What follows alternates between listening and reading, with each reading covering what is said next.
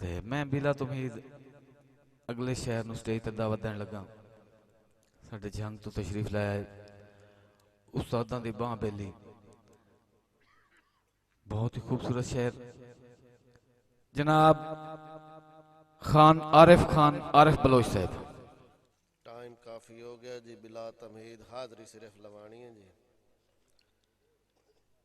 के साए निखड़न संगत दे काफले चूं रासी तेरा ही याद भी छोड़ा।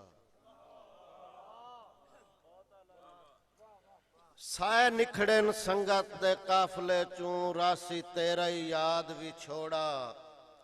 कैं लिखना है जिगर दे लहू दे विच दे दे के कलम नू बोड़ा।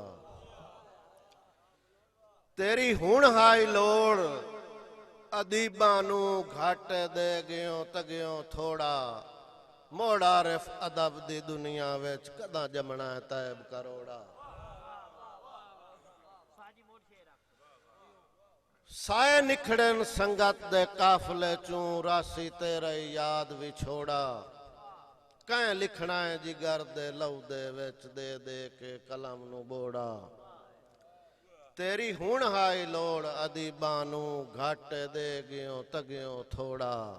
मोड़ आरिफ अदब दी दुनिया विच कदां जमना है तैब करोड़ा। सारी जिंदगी अदब दी दुनिया ते पिया कीता ही वखरा राजे। बेमौसमा खो तकदीर ले आए वदे रोंदन सुखन मिजाजे।